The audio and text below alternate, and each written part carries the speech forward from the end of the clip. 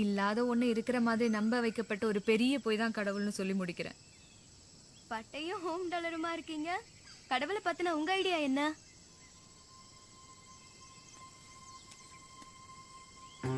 கடவுள் பத்தி ஒவ்வொருத்தருக்கும் ஒவ்வொரு புரிதல் இருக்கும். என்னோட புரிதல்ல இருந்து வேணா ஒன்று சொல்றேன், உங்களுக்கு புரியுதான்னு பாருங்க. நாமெல்லாம் மிருகமா இருந்தப்போ உணவும் இனப்பெருக்கவும் மட்டுமே தேவையா இருந்துச்சு. அதுல கொஞ்சம் மிருகங்க சிந்திக்க ஆரம்பிச்சிருச்சு. அப்படிப்பட்ட மிருகங்களுக்கு மனுஷங்கன்னு பின்னால பேர் வச்சுக்கிட்டாங்க. அந்த மனுஷனுக்கு மிருகங்கள்ட்ட இல்லாத பேராசை, பொறாமை, போட்டி, வஞ்சம்னு நிறைய குணங்கள் சேர்ந்துருச்சு. மனுஷங்களோட மனசும் நிம்மதி இழந்துருச்சு. அப்பதான் ஏன்டா நிம்மதியே இல்லைன்னு உட்கார்ந்து அமைதியை யோசிக்க தான் கோயில்களை கட்டி வச்சாங்க. உட்கார்ந்து ஒழுக்கமா யோசிச்சவங்க நிம்மதியை கெடுத்த தேவையில்லாத குணங்களை உதுத்து விட்டுட்டு கடவுள் நிலையை அடைஞ்சாங்க. அந்த கடவுள்